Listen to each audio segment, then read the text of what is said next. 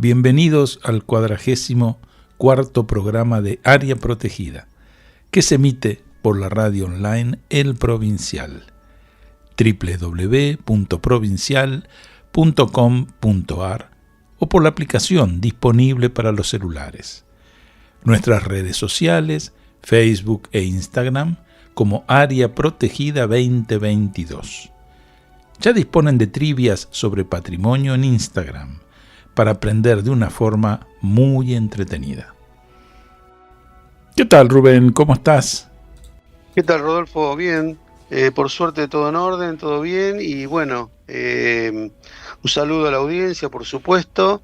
Y hoy vamos a cambiar un poquito el rumbo de lo que veníamos presentando en este 2023 con este eje que está asociado a la perspectiva de género, y fundamentalmente por un tema que tiene que ver con las efemérides, y que vamos a prestar atención a la ciudad de Tandil. Vamos a convocar a un amigo que trabaja de guía de turismo, porque Tandil cumple el 4 de abril, cumple 200 años. Pero nosotros también cumplimos años. El 4 de abril cumplimos un añito, Rodolfo. Es verdad, Rubén. Y bueno, la verdad que quiero hacer público mi agradecimiento. Es un gusto trabajar con vos. Y estoy si bien vamos a tener que seguramente mejorar muchas cosas, pero estoy muy conforme con la producción de nuestro programa. Hemos hecho recorridos muy interesantes, entrevistado a gente muy valiosa, intelectualmente de una estatura enorme, y la verdad que feliz con este tema. Así que, bueno, hoy vamos a cambiar un poquito ese rumbo, pero es interesante que el público sepa que, bueno, se cumplen 200 años de la ciudad de Tandil, que es una ciudad importante dentro de la provincia de Buenos Aires, y el añito nuestro que lo celebramos con mucho orgullo. Sí, vos sabés que, bueno, para mí también es un placer muy grande, porque le comento a la audiencia, yo estaba trabajando en un museo, el Museo Mitre, y de pronto muy cerca estaba el Museo del Banco Provincia, al que me termino vinculando por la figura de Alberto de Paula.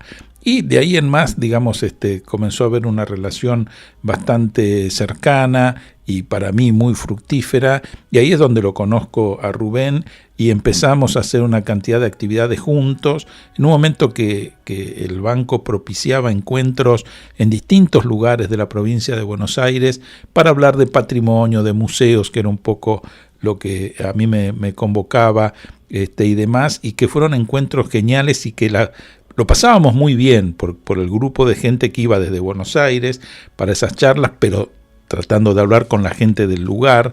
Eso era hermoso, muy, muy enriquecedor. Y realmente cuando después se terminó de hacer eso, y cada uno siguió con su rumbo hasta prácticamente nuestra situación de jubilación, son de esas cosas que uno añora.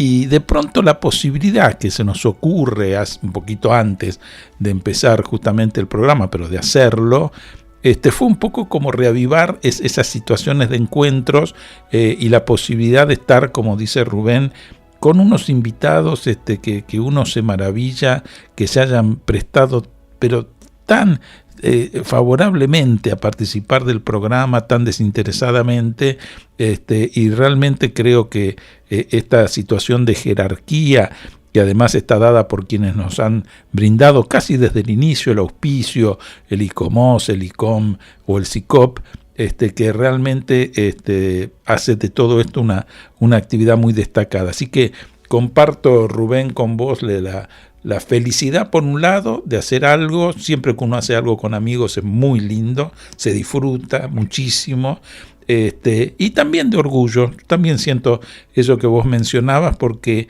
realmente gracias a los invitados que hemos tenido y las temáticas que hemos ido abordando, Yo creo que a mí me sirvió, me enriqueció, pero muchísimo, y ojalá que esto se dé con la audiencia.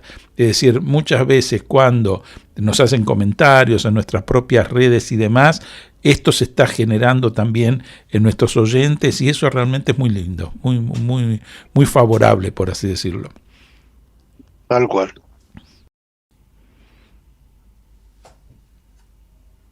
Como lo venimos haciendo todo este año, el fondo musical está vinculado a aquellos temas que en su momento trascendieron y mucho en 1983, hace 40 años atrás, esos mismos 40 años que estamos conmemorando por la recuperación de la democracia en nuestro país.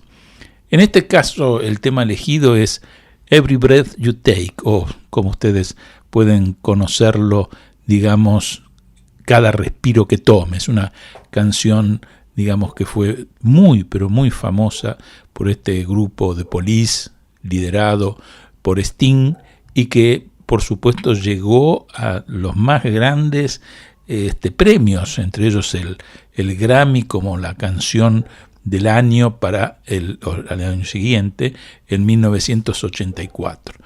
A su vez, debo decir que es bastante gracioso lo que ha pasado con esta canción, porque históricamente se la ha identificado como una canción muy romántica, pese a que fue escrita por Sting en un momento de problemas matrimoniales con Frances Tomelty, y a decir verdad, lo que está mostrando es una persona muy controladora, muy siniestra, lo que hoy suele llamarse como una relación tóxica, y que justamente cada vez que respiras, cada movimiento que haces, te voy a estar observando.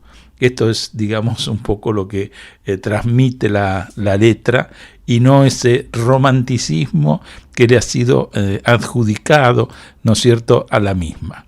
Respecto a las canciones que en nuestro país se estaban elaborando en ese momento, ahora vamos a dar lugar a 1000 horas, ese tema de los abuelos de la nada.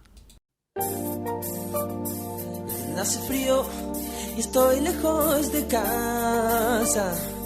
Hace tiempo que estoy sentado sobre esta piedra. Yo me pregunto, ¿para qué sirven las guerras? Tengo un cohete en el pantalón. Vos estás tan fría como la nieve a mi alrededor. Vos estás tan blanca y yo no sé qué hacer. La otra noche te esperé bajo la lluvia 2 horas, 1000 horas, como un perro. Y cuando llegaste me miraste y me dijiste, loco, estás mojado, ya no te quiero. En el circo vos ya sos una estrella roja que todo se lo imagina. Si te preguntan, vos no me conocías, no, tengo un cohete en el pantalón. Vos estás tan fría como la nieve a mi alrededor. Vos estás tan blanca que ya no sé qué hacer.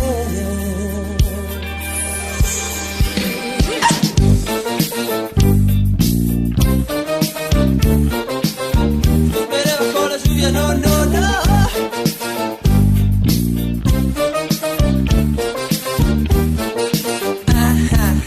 La otra noche te esperé bajo la lluvia 2 horas, 1000 horas, como un perro. Y cuando llegaste me miraste y me dijiste, loco, estás mojado, ya no te quiero. La otra noche te esperé bajo la lluvia 2 horas, 1000 horas, como un perro.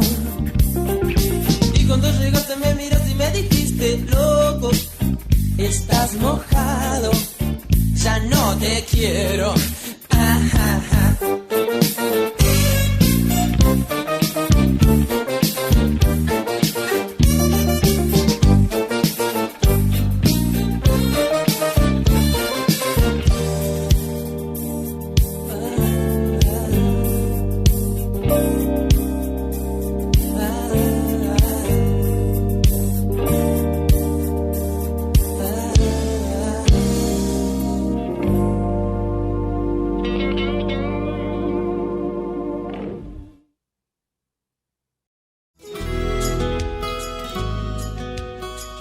Estás escuchando Área Protegida por el Provincial Radio con Rubén Vera y Rodolfo Giunta. En este segundo bloque de Área Protegida tenemos el gusto de presentar a Juan Bautista Chiao. Él es técnico universitario en circuitos turísticos entre el 2009 y el 2011, guía universitario en turismo entre el 2009 y el 2016 y actualmente está realizando ya su tesis final de cuarto año de licenciatura en turismo por la Facultad de Ciencias Humanas UNICEN de Tandil. ¿Qué tal, Johnny? ¿Cómo estás? Muchísimas gracias por participar con nosotros de Área Protegida. Bueno, gracias por la invitación primero y bienvenidos a la historia de nuestra ciudad. Claro. Johnny, te agradecemos, bueno, personalmente también, junto con Rodolfo, por supuesto, y es una alegría que estés en este programa, especialmente que, bueno, vos nos dirás sobre la historia de Tandil, pero bueno, sabemos que mañana se van a cumplir 200 años de la fundación de esa tan importante ciudad que tiene la provincia de Buenos Aires. Sí, justamente mañana 4 de abril se van a cumplir los 200 años de su fundación. Uh-huh. Todo viene, yo trabajo como guía de turismo acá en la ciudad y siempre le cuento a la gente que llega que Tandil viene de la mano de nuestra historia. Claro. Por el tema de que en historia todos sabemos que 7 años no es nada. Uh-huh.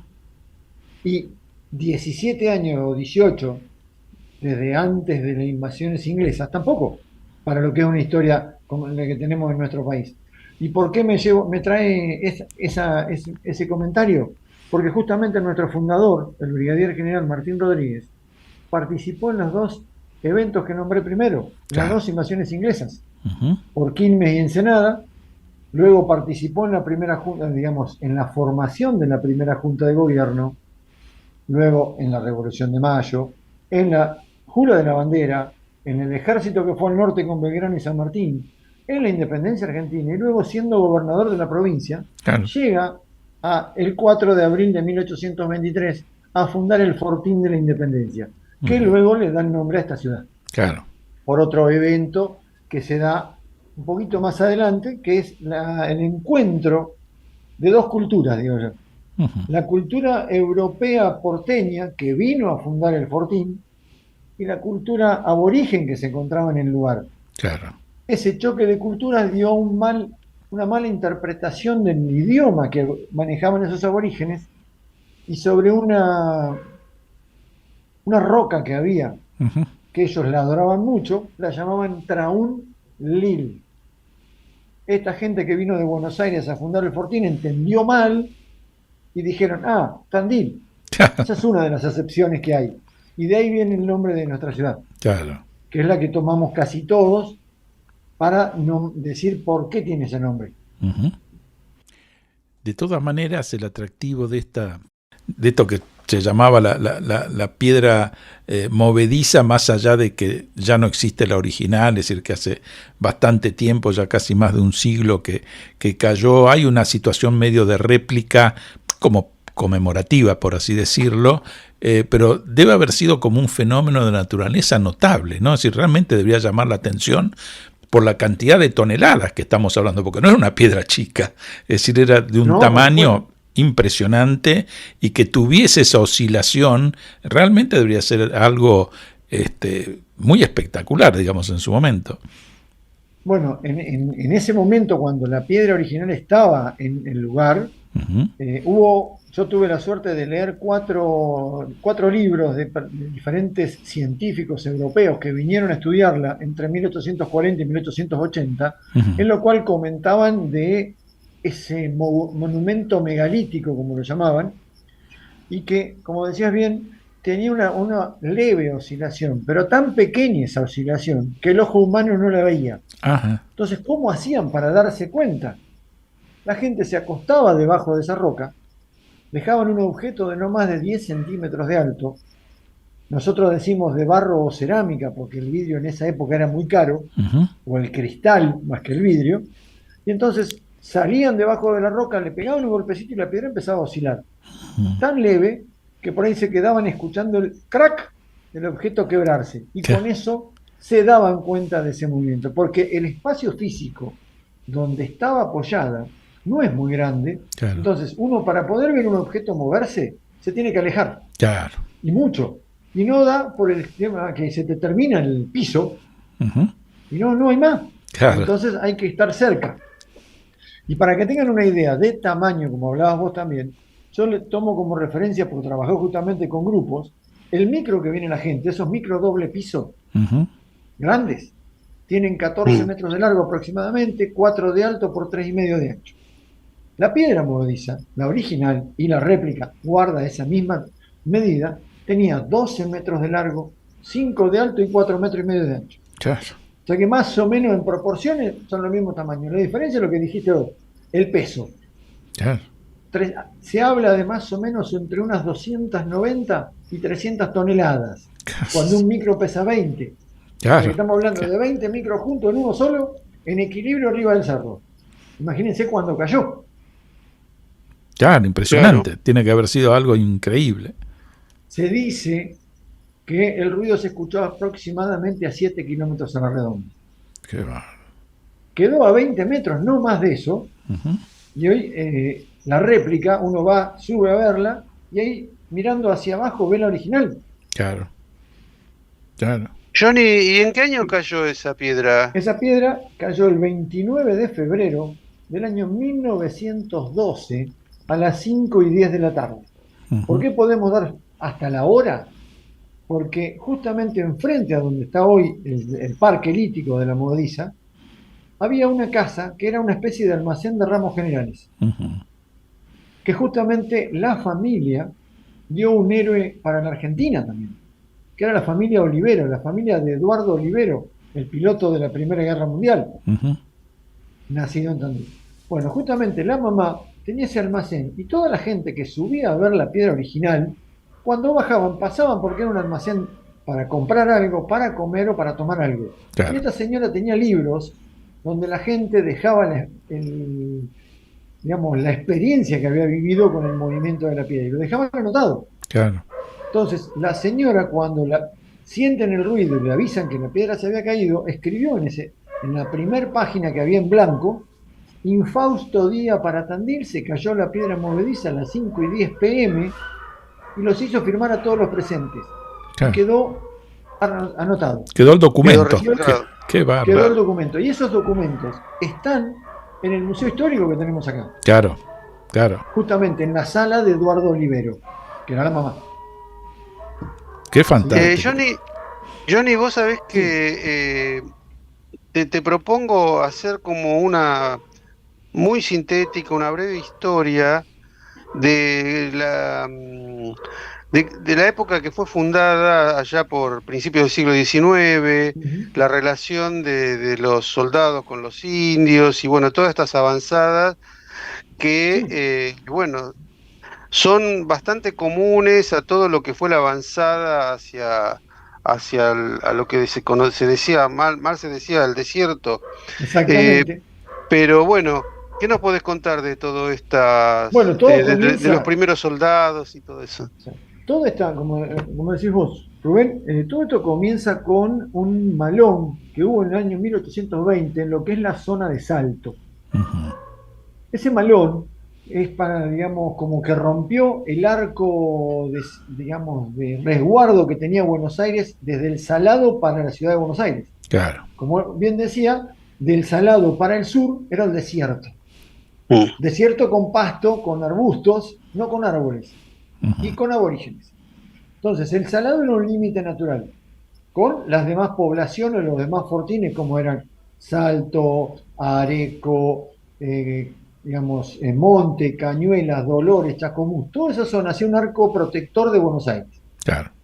Pero como se necesitaba tierras para extender el ganado, porque ya les quedaba chico, porque había muchas peleas con los caudillos de Santa Fe, de Entre Ríos, de Córdoba, y entonces todo quedaba en el norte de la provincia, había que buscar resguardar todos los animales, los vacunos los caballos, las ovejas, todo para tener carne seca, cuero, tasajo, todo eso para exportar en los campos del sur. Pero ya le quedaban chicos, entonces Claro. había que extender la línea de frontera. Entonces quisieron, cuando se rompe ese cerco en el Malón de Salto, el gobierno nacional, por llamarlo así, le dice al gobernador, vaya a buscar a los que hicieron ese malón, castíguelos, recupere lo robado y aprovechamos y extendemos la línea de frontera. Y hay otro comentario también que fue justamente el empréstito Baring Brothers, Ujú. que hacen entre Rivadavia y justamente Martín Rodríguez. Ese empréstito era darle tierras en garantía a los ingleses para que prestaran plata. Claro. Entonces había que extender la tierra para que cuando si no le pagaban, que vengan ellos y agarren las tierras de más al sur, pero no las que ya tenía el gobierno de la provincia.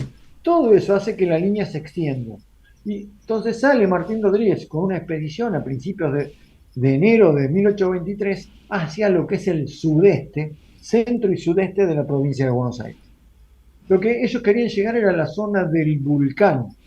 La zona del Vulcán es más o menos cercana a Balcarce. Ujú. Pero bueno, por el tema de no tener un mapa, no haber, y los vaquianos no estar muy duchos con la zona, aparecieron por esta zona. Pero después de andar casi un mes y pico, dijeron, bueno, busquemos un lugar donde hagamos un asentamiento y seguimos después. Claro. Y ahí es donde armaron un campamento y aparece Ambrosio Kramer, que era un ingeniero que vino con Martín Rodríguez, que Martín Rodríguez le dice, anda a buscar un lugar más o menos apto para fundar el fortín, mientras nosotros hacemos el campamento acá, y luego nos establecemos y avanzamos más al sur.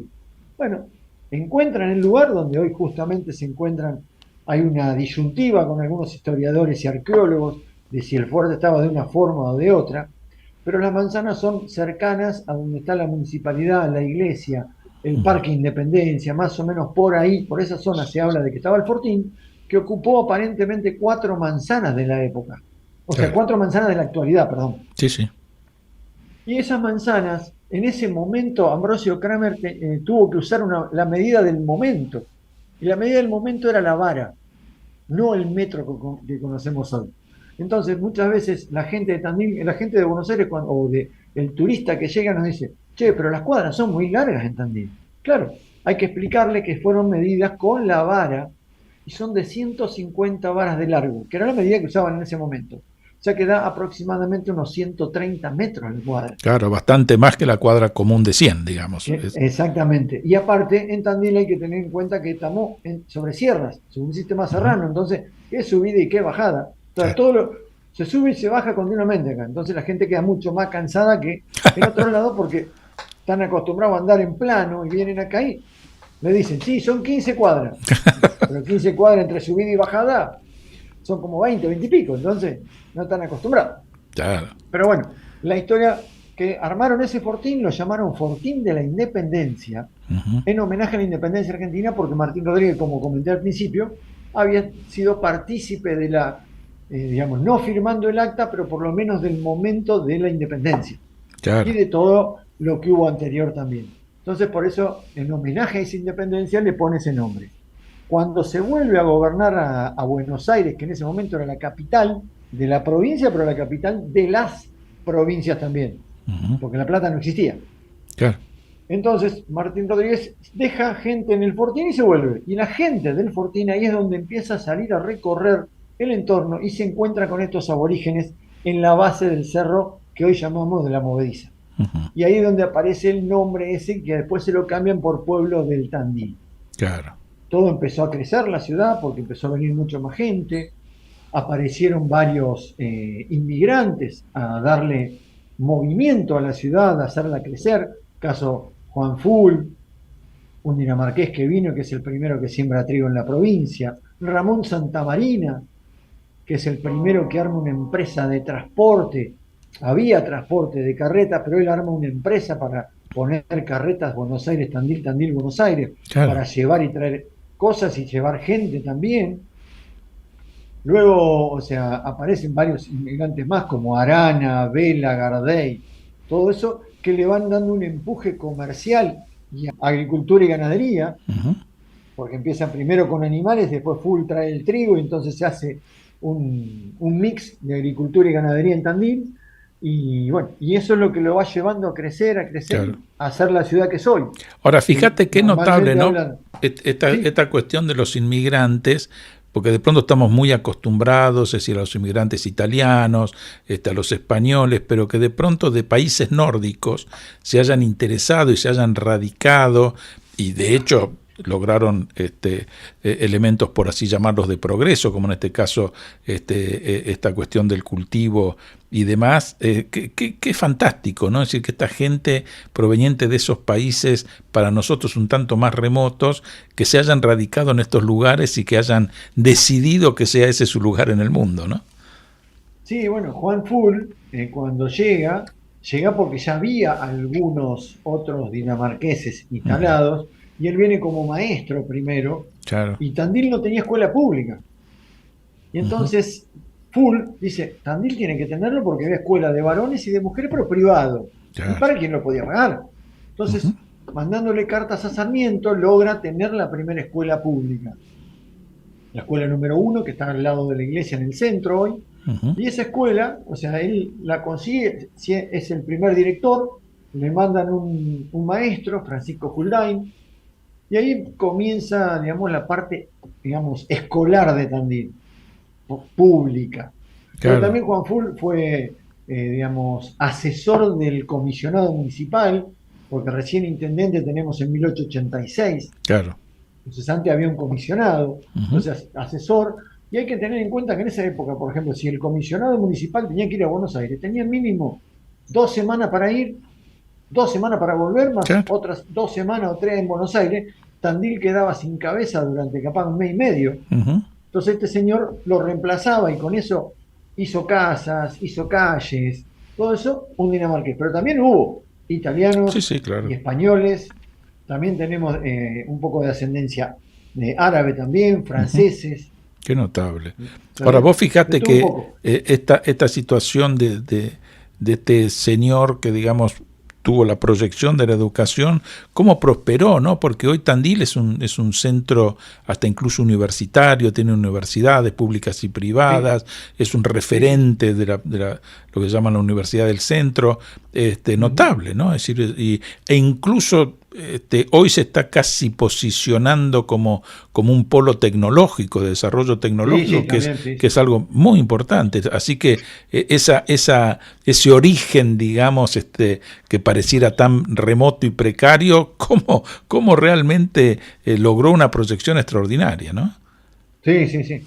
Sí, bueno, por ejemplo, o sea, Martín Rodríguez en el acta de fundación Ujú. pone que para él, para su pensamiento, es que Tandil va a ciudad, perdón, que el Fuerte Independencia va a ser un pueblo próspero y que va a ayudar mucho al progreso de la provincia de Buenos Aires. Claro, Y lo está diciendo en 1823, o sea, hace 200 años atrás. claro, claro. Vos Y sabés que, Johnny, que si nos remitimos a esa época, ¿no? La época de la fundación, en general, todas esas expediciones estaban formadas por carretas, había una X cantidad de soldados, caballos, Sí, bueno, iban con un importante caudal de materiales, de insumos y de armamentos, por supuesto. Y vos sabés que quería señalar esto porque nosotros ahora estamos en una etapa del programa donde estamos poniendo especial atención en la perspectiva de género, en la participación de la mujer, y próximamente vamos a entrevistar a Cristina Oquier, que es especialista, tiene un libro escrito que se llama Fortineras, Mujeres en la Frontera, y mm, que habla justamente del rol que cumplían las mujeres en los fortines, ¿no? exactamente, sí, Y bueno, yo creo que eso también es para destacar, porque si sí, uno se pone a pensar, eh, eh, por ahí Cristina Oquier señala que, lo voy a leer textual, ¿no? Dice, los soldados se mostraban menos inclinados a la deserción teniendo una mujer que les cocinase, lavase sus ropas y remendase sus vestimentas. El acompañamiento de las mujeres, no por este rol, porque también sabemos que hubo mujeres soldados, guerreras y muy aguerridas, Sí, pero quiero decir que el acompañamiento también fue un rol importante, trascendente para consolidar esos avances de las tropas en la frontera. sí, vos lo dijiste. O sea, en la expedición de Martín Rodríguez, cuando sale desde el Buenos Aires de la época, que yo siempre comento que ese Buenos Aires de la época hay que tener en cuenta lo que era. O sea, yo más o Claro. menos tomé un poquito de dimensión, quizás sea un poco más grande, pero yo comento a la gente que hay que tener en cuenta Cabildo y Juramento o Barrancas de Belgrano al Riachuelo, Mm, Puerto Madero a la 9 de julio. Eso era el Buenos Aires de 1820 claro. aproximadamente. Claro. Y de ahí salían esas expediciones. Y por lo que he podido leer en los libros, Martín Rodríguez sale desde ese Buenos Aires con 260 carretas, 6.000 caballos y 2.500 soldados. Que se le va aumentando un poquito el número a medida que va pasando por los fortines, porque hay gente que le van dando que habían hecho o deserción o habían tenido algún problema y la pena era ir al frente de batalla, Claro. como se Mm, sabe. Entonces claro. iban engrosando un poquito más el número y se habla de que llegó con 2.800 soldados más o menos acá, más las 260 carretas, que en cada carreta se habla de que venía una familia. Claro. Claro. Entonces está hablando de que venían más o menos 1.000 personas, vamos a ponerle un promedio de 4 por carreta, capaz que eran más, 8, 10, porque en esa época la gente tenía muchos más hijos a veces, Claro. pero vamos a poner un promedio de 4, son 1.000 personas más todos los soldados. O sea que en el momento de la fundación hubo casi 3.000 personas, Claro. que después algunos, bueno, se fueron, los mandaron a otro lado, pero más o menos se habla de un número de entre 2.000 a 2.500 personas que quedaron acá cuando Martín Rodríguez se vuelve, o capaz que se llevó para otro fortín, se llevó soldado, pero más o menos lo que quedó acá se habla de eso, que después obviamente decayó el número hasta que después se volvió a armar, a levantar el número otra vez, pero más o menos siempre anduvo en ese número, y sí, seguro que hubo mujeres también ahí. Y, por ejemplo, hay una historia, pero ya es a principios del siglo XX, los picapedreros, que Ujú. eran la mayoría italianos o montenegrinos. Punto. Acá se hizo la huelga grande. La huelga grande se la considera la huelga más grande que hubo en la historia argentina, por lo menos por los libros que he leído. Fue una huelga de 11 meses. Ujú. Y los picapedreros la arman porque ellos, su jornada de trabajo era desde que salía el sol hasta que oscurecía. Todos los días, menos los días que llovía muchísimo y no podían estar parados arriba de la piedra, Claro. cobraban con una moneda que servía solamente dentro de la cantera, tenían que vivir dentro de la cantera en unas carretas que le prestaba el dueño, y el dinero que cobraban era una pleca, una moneda que servía solo en la cantera, o sea que se las tenían que entregar a cambio de la mercadería al dueño de la cantera en el negocio. Claro.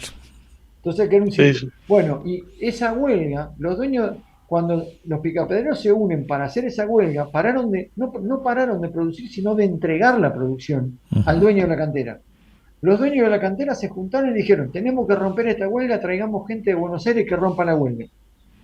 ¿Y quiénes, digamos, torcieron el brazo de los dueños de la cantera? Las mujeres de los picapedreros, ya que Claro. nombraste la perspectiva de género. ¿Por qué? Porque primero empezaron a ponerle trabas al tren para que no llegue a Tandil, hasta que en un momento, cuando ya no tenían más, se ataron a las vías del tren y obligaron de que el tren pare y no llegue a Tandil. Claro. Entonces los dueños de las canteras ahí tuvieron que agachar la cabeza y decirle a los picapedreros, bueno, también, ¿qué quieren?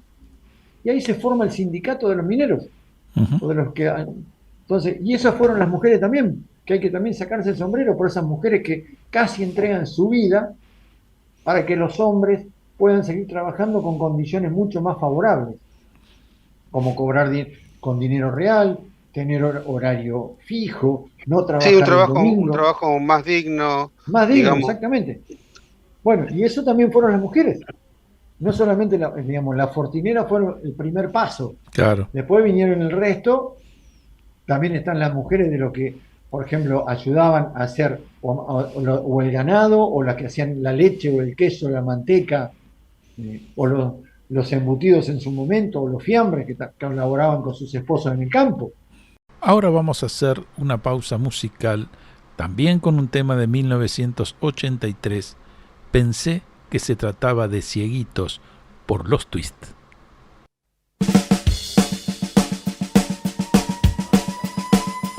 Oficial, llama el móvil. Documentos, por favor. A ver, todos contra la pared. Rapidito, contra la pared. Fernández, apúrese. 2, 1, 2, 3, 4. Era un sábado a la noche. Tenía plata y hacía calor. Me dije, viejo, aprovecha, sos joven. Y me fui al cine a ver una de terror. Salí a la calle, paré un taxi y me fui. Por ahí, bajé en Sarmiento y Esmeralda. Compré un paquete de pastillas Renomé. En eso siento que un señor me llama. Al darme vuelta me di cuenta que eran 6. Muy bien peinados, muy bien vestidos y con un Ford verde. Pensé que se trataba de cieguitos. Anteojos negros usaban los 6.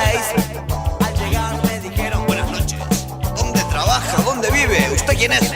Todo seguido me invitaron a subir al Ford.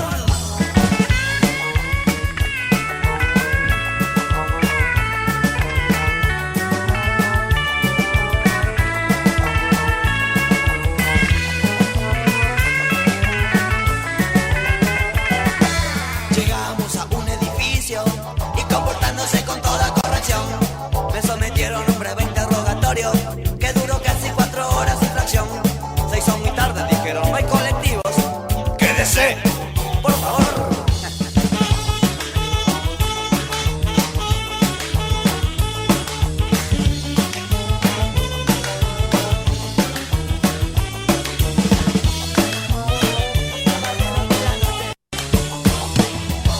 A los 3 días de vivir con ellos, de muy buen modo me dijeron, váyase. Me devolvieron mis cordones y mi cinto. Los tenían ellos, no les pregunté por qué.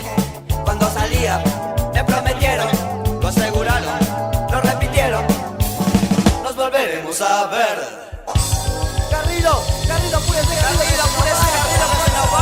Garrido, ¿qué hace? El móvil, Garrido. Garrido.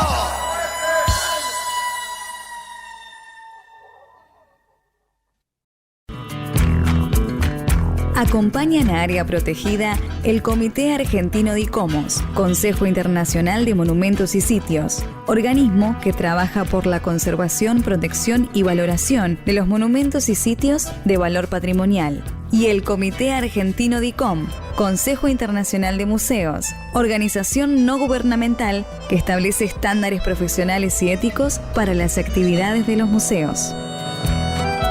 CICOP, Centro Internacional para la Conservación del Patrimonio, organización no gubernamental que desde hace 30 años trabaja en pos del conocimiento y conservación del patrimonio cultural.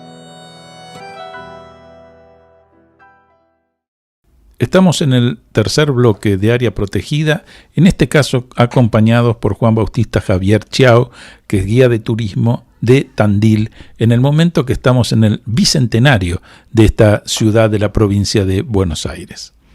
Johnny, recién vamos avanzando lentamente sobre la historia de esta ciudad tan trascendente para la provincia de Buenos Aires. Recién hablábamos que aproximadamente en 1883 creo que fue la llegada del ferrocarril a Tandil, y a partir de ahí también creo que le produce a la ciudad una expansión económica interesante, y después empezaron a aparecer edificios de bastante trascendencia y volumen, como es el Palacio Municipal, como son otros casos, como de pronto el Museo Tradicionalista de Fuerte la Independencia, el Museo de Bellas Artes. Bueno, ¿por qué no nos haces una breve reseña de todos esos hitos arquitectónicos trascendentes que tiene la ciudad? Porque más allá de todo el paisaje natural que tiene todo ese partido, hay algunos enclaves urbanos que son interesantes de destacar. Sí, obviamente, como decís, el 19 de agosto de 1883 llega el ferrocarril por primera vez a Tandil, y eso le da un auge económico muy grande a esa ciudad, a esta ciudad, porque lo primero que se, digamos, sacaba de acá es, aparte de los animales y todo eso, la piedra. Ujú. Los famosos adoquines, escalones, cordones, bancos, todo. Claro, Y primero se sacaba obviamente con las carretas que tardaba casi un mes o 20 días en llegar a Buenos Aires. Con el ferrocarril se cargaba y al otro día estaba en Buenos Aires. claro. Entonces eso, para que tengan una idea, en 1880, o sea, 3 años antes de la llegada del ferrocarril, para poner un corte, Tandil exportaba, quiero decir, salía de Tandil, más o menos unas entre 8 a 10 mil toneladas de piedra por año. Ujú. En 1890, o sea, 10 años después. Pero ya con el ferrocarril pasó a 100.000. Wow. Y en 1900, casi 300.000 toneladas de piedra por año. Qué bárbaro. Después obviamente decayó en el siglo XX por la aparición del cemento, del concreto o del asfalto. Ya dejó de adoquinarse las calles. Pero en esos 20, 30 años subió muchísimo la producción, pero también después obviamente la exportación. Hablo de exportaciones sacando de Tandil lo que es animales, lo que es el tema quesos, el tema de obviamente los embutidos que también empezaron. El fuerte fue en primera mitad del siglo XX, pero empezaron ya en esa época también a llevarse con el ferrocarril porque era más rápido para que llegue a Buenos Aires. Claro, claro. Contra la carreta. Después empezaron a aparecer los vehículos, ya hubo más ruta por el tema, lo mismo del asfalto, se mejoraron los caminos y ya empezó la exportación desde Tandil con otro tipo de vehículos. Pero Claro. bueno, también lo que decía Rubén, el tema de, empezó también el auge de la construcción con edificios muy importantes como él nombró el Palacio Municipal, está el Banco Nación, el Banco Provincia, el Banco Hipotecario Nacional, Ujú. tenemos hoy el rectorado de la universidad, como nombraron, pero que en su momento fue un hotel 5 estrellas para la época, que era el Hotel Palace, un hotel de 4 pisos, Sí, que que era ese la alta sociedad tandilense. fue declarado bien de interés histórico nacional, el rectorado de la universidad. Igual Claro, que... bueno, ahora justamente se está haciendo una inversión para restaurarlo. Ujú. Igual que la iglesia, ¿no? Es- La iglesia parroquial Claro. matriz de Santísimo Sí, es Sacramento, que es Monumento Monumento Histórico Histórico Nacional. Reciente, ¿no? Pues Bueno. las dos declaratorias son del siglo La, XXI, la iglesia es del año 2000, por eso. Así que la otra es, no me recuerdo. Pero después lo que se ha lo del presentado- rectorado como de la universidad como bien de interés desde el 2016. Ah, bueno. Sí, sí. Bueno, y lo que me enteré a fines del año pasado, que había un proyecto de ley para declarar Patrimonio Histórico Nacional al Calvario Claro. nuestro, que todavía no sé si salió o no la ley, pero que estaba el proyecto. Claro, y eso Es nos una da pie comisión- para que también nos puedas comentar, porque uno de los atractivos está vinculado a la cuestión religiosa, ¿no? Sí. Lo del Monte Calvario, como decís vos, por el Cristo de las Sierras, por, en fin, una cantidad de elementos que vos nos vas a describir con más entidad. Que hasta incluso genera, sobre todo para Semana Santa, pero no solamente, todo una dinámica muy, muy importante. Bueno, justamente el tema del Calvario, en ese momento me olvidé de mencionarlo, es que este año, el 10 de enero de este año, el Calvario cumplió 80 años, porque es del 10 de enero de 1943. Claro. Y lamentablemente tenemos un inconveniente con eso, porque el Calvario no es ni municipal ni de la provincia, es privado, Claro. porque es de la Sociedad San José, es una sociedad de beneficencia de Buenos Aires Ujú. que se lo pasó a los padres carmelitas que están en La Plata, y ellos en un momento lo desatendieron, ahora se lo pasaron a la diócesis de Azul para que lo atienda, y obviamente económicamente la diócesis de Azul no puede hacer frente, lamentablemente tiene ataques de vandalismo continuamente, y se le está buscando la solución, pero como no se puede meter el municipio al ser privado, Claro. entonces Claro. se buscó por el lado de esa ley nacional a ver si se podía llegar a hacer algo, pero estamos viendo a ver qué pasa. Claro. Pero ya lo que sí que sé que la Comisión Nacional de Monumentos dio el ok para el tema de que las dos comisiones de cada cámara logren hacer para que salga la ley, pero todavía no sé nada. Ya andaba un diputado nacional de acá de Tandil con eso, pero no he podido hablar con él todavía. Pero bueno, digamos que ese- toda esa situación que tiene que ver con el Vía Crucis se ha hecho muy famoso y Sí. digamos que convoca gente de todas las provincias, es decir, que van Sí. a esa Muchísima acción. gente. Bueno, y justamente este año con el tema del Bicentenario que va a haber muchos actos. Ujú. eh, Uno de ellos va a estar en el Calvario justamente en Semana Santa, entre jueves, viernes y sábado. Se van a hacer un evento importante para el recordatorio también del Bicentenario de Tandil y de los 80 años del Calvario. Claro. Después, bueno, como nombraste también, tenemos el Cristo de la Sierra, que sería el Cristo, yo lo llamo el Cristo bendicente, porque es la representación de Ujú. los últimos instantes de Jesús en la tierra, antes Claro. de irse al cielo, Ujú. en lo cual esa obra fue creada y pensada y creada para recordar la visita de Jorge Bergoglio a Tandil cuando era adolescente. Ujú. Quien hoy es el Papa Francisco estuvo siendo joven, antes de meterse al seminarista, de ingresar al seminario, estuvo haciendo como un retiro espiritual y entonces ese Cristo recuerda la visita de él a Tandil.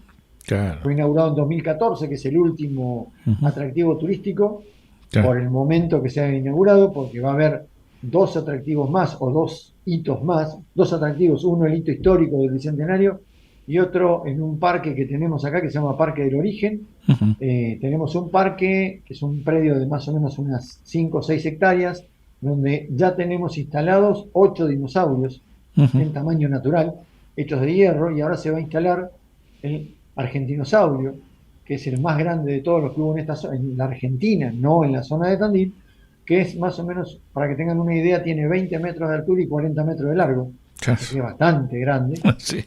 y eso se va a inaugurar el 16 de abril, dentro de los actos del Bicentenario. Claro, lo interesante también es la situación ¿cómo decirlo?, de elementos heterogéneos, ¿no? Porque tienen por un lado un castillo morisco, es decir, que hace esta reminiscencia a lo árabe. Si no me equivoco, también hay alguna alusión a Don Quijote, y cosas por el estilo, ¿no? Es decir, cómo distintas culturas o distintas tradiciones se fueron forjando lugar ahí en Tandil y logran desde esa diversidad algo realmente muy atractivo para el turismo, por ejemplo, en tu caso. Sí. O sea, tratamos de mostrar siempre todo lo más posible a la gente en estos pocos días que vienen. Uh-huh. No, hay gente que viene una semana, pero normalmente el promedio es 2 o 3 días, no más de eso, y en ese tiempo tratamos de que se lleven la mayor cantidad de atractivos posibles. Más una bolsita con salamines y queso. Por supuesto, obviamente. Eso es imprescindible. Sí, por supuesto. Johnny, a mí me parece que es interesante dedicarle, aunque sea un par de minutos, al Museo Tradicionalista o al Museo Municipal de Bellas Artes, que tienen una colección importante desde el punto de vista, para el caso de Bellas Artes, artístico, con personajes de la plástica nacional como Basaldúa, Berni, Alonso, bueno, y por supuesto también del Museo Tradicionalista, ¿no? Sí, bueno, del Museo de Bellas Artes puedo hablar muy poco porque no tengo mucho conocimiento digamos, del arte, sí más de la historia, de las cosas históricas que tiene el Museo Histórico, pero sí tiene una colección muy importante de pintores a nivel Argentina y también tiene una sala que está dedicada a la colección de Ramón Santamarina, que fue un personaje de Tandil, muy linda, y se dedican a hacer muchas muestras muy importantes en el Museo de Bellas Artes. Y en el Museo Histórico, como comentabas, Rubén, es el Museo Histórico Tradicionalista Fuerte Independencia, lleva justamente el nombre que le dio origen a la ciudad. Es un museo que fue creado en el año aproximadamente en 1955 y tiene aproximadamente 16 salas en las cuales hay desde los aborígenes de aborígenes locales y zonales hasta tiene un salón exclusivamente de la Guerra de Malvinas. Pasando obviamente por toda la historia de Tandil, por toda la historia de la piedra movediza, de los aborígenes, de los actos históricos que hubo acá, de las visitas históricas que tuvo Tandil, de justamente este piloto argentino que yo comenté de la Primera Guerra Mundial, Eduardo Olivero, tiene una sala exclusiva. Después hay una sala que es una pulpería para recordar cómo eran los lugares de reunión del momento. Ujú.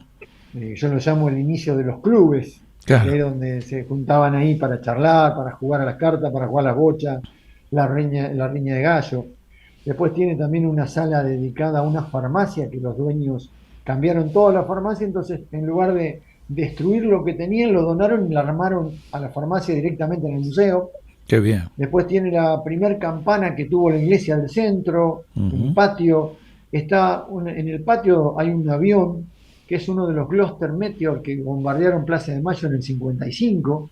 Está en Mm, el medio del Ah, patio. mira. Después tiene una sala exclusiva con carruajes desde 1870 hasta más o menos 1920, 1930, pasando por una ambulancia del hospital, una carreta, una volanta, de todo. Luego tiene también un salón donde hay la parte del ferrocarril, el telégrafo, una parte de ciencias naturales, o sea que tiene gran cantidad de cosas, una herrería de la época donde se armaban las ruedas, se explica cómo se armaban las ruedas, que la rueda de madera después tuvo un aro de hierro, bueno, cómo se colocaba ese aro de hierro, tiene un reloj de sol de 1900 también, ujú. tiene algunas piedras del fuerte con un cañón del fortín, porque para colmo Tandil tuvo en ese fortín 6 cañones, de los cuales 4 hay arriba de la cima del parque, luego hay uno en la Plaza Belgrano y otro en el museo. Claro. Justamente hablando de esos cañones, el año pasado, sí, lo que es la Facultad de Historia y de Olavarría, la Facultad de Ciencias Sociales, donde está Arqueología y Antropología, le hicieron un estudio al cañón para ver de dónde era, de qué época era y si fue disparado. Ujú. Todavía no están los resultados finales, pero ya nos dieron como una charla explicando más o menos lo que encontraron y todo, y que esos cañones aparentemente serían de Francia. Ujú.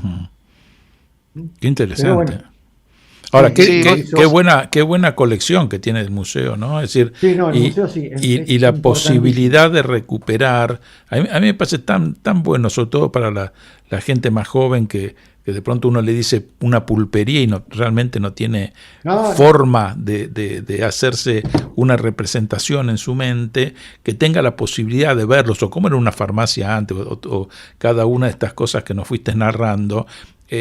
Testimonialmente, yo que soy del mundo de los museos, es fantástico, realmente sí. es cautivante, y realmente qué suerte que con una diversidad tan grande de elementos, yo creo que la visita a ese museo, tanto para la gente que vive en Tandil y los jóvenes de Tandil, como para los que van a visitarlo, es fantástico, me parece realmente Sí, muy, sí. muy Bueno, interesante. y si me permiten, quiero también mencionar que en la localidad de Gardey, que es una localidad a unos 20 kilómetros, 25 kilómetros de Tandil, hay un museo que está creado por una persona que es un museo justamente de Malvinas exclusivamente, Ujú. y que lo crea antes que se produzca la guerra de Malvinas. Ah, mira, Y ahora lo tiene justamente en la localidad de Gardey, pero tiene de todo lo que se les pueda ocurrir referido a la guerra de Malvinas. claro, Y hay gente que le ha donado cosas que en lugar de tenerlas en su casa, prefirieron que estuviera ahí. claro. Y en la sala de Malvinas del Museo del Fuerte Independencia, por ejemplo, hay una bandera, que es la bandera que ondeaba el 1 de abril de 1982 Ujú. en Malvinas, en la casa del gobernador. El 2 de abril, cuando retoman las islas el gobierno argentino, esa bandera la bajan, suben la bandera, o sea, arrían la bandera argentina, Ujú. y esa bandera se la guarda un soldado, y hoy está en Tandil, esa Claro. bandera. Fíjense la importancia de ese Fue museo. grande el aporte de soldados desde Tandil para Sí, Malvinas. Sí. de todo, como en todos lados. Ujú. Lo que más hubo para mí es el tema de lo que es Fuerza Aérea. Ajá. No tengo los números, No, pero no, hubo no. muchos pilotos de Fuerza Aérea que combatieron en Malvinas con la Sexta Brigada Aérea que estaba acá en Tandil. Ajá. Fueron muchos, hay muchos pilotos, muchos soldados que estuvieron en territorio, digamos, no alcanzaron a llegar Ujú. a Malvinas, algunos sí, hay Claro. otros también en el crucero General Belgrano, tengo conocidos que han estado, que fueron y se salvaron, gracias a Dios, del crucero General Belgrano, tengo un colega, o sea, un amigo que estuvo en el segundo grupo que llega a las Islas Malvinas el 2 de abril, El primero es el que, digamos, lucha con los ingleses que había y después llega otro para apoyo. En ese grupo llegó un muchacho amigo que estuvo y después volvió a Continente antes de que termine la guerra. Por eso Tandil, digamos, después, por ejemplo, la ropa de honor o la ropa de gala del comandante Giachino está en Tandil, también, que se lo donó la viuda. Claro. Es bastante interesante y bastante importante los dos museos de Malvinas que tenemos en Tandil. Sí, acá, vos sabés que en la ciudad de Buenos Aires recientemente se ha hecho un museo muy grande, nacional, referido a Malvinas, en el mismo predio de la memoria, digamos, que está cercano ahí en Libertador, y realmente también es llamativo todo el material que se ha logrado reunir, pero lo notable es que de pronto en Tandil y en esta localidad cercana también haya un patrimonio tan destacado, ¿no? Qué bueno, qué bueno. Sí, hay mucho material.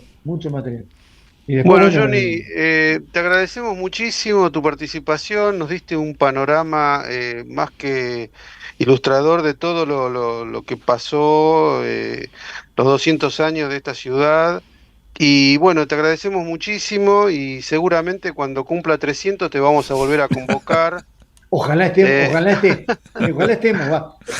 los tres. Un chiste inoportuno fue simplemente. No. Pero bueno, Johnny, te mando un abrazo y bueno, que pasen lindas jornadas de celebración. Muchísimas gracias. Y un saludo a la familia. Bueno, gracias por la invitación y bueno, en algún momento los espero por acá por Tandil. ¿Cómo no? Será un placer muy grande. Un abrazo. Muchas gracias. Suerte con los demás programas. Para culminar el programa de hoy, traemos otra efeméride.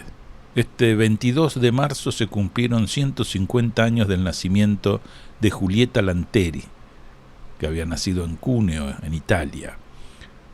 Sostuvo en algún momento: arden fogatas de emancipación femenina, venciendo rancios prejuicios y dejando de implorar sus derechos. Estos no se mendigan, se conquistan. Entre diversas actividades fue farmacéutica, médica, precursora en el movimiento feminista argentino, la primera mujer que fue incorporada al Padrón Nacional y la primera en votar en la Argentina y América Latina. Fundadora del Partido Feminista Nacional, fue sin duda un estandarte en la lucha por la reivindicación de los derechos de la mujer.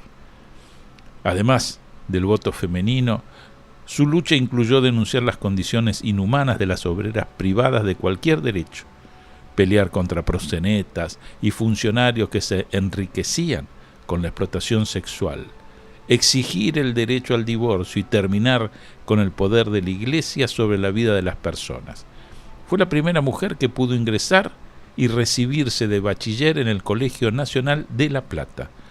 En marzo de 1896 había solicitado al decano de la Facultad de Medicina, Leopoldo Montes de Oca, el ingreso a la carrera. Así fue que en 1898 se graduó de farmacéutica en la Universidad de Buenos Aires y algunos años después hizo prácticas de obstetricia en la Escuela de Parteras.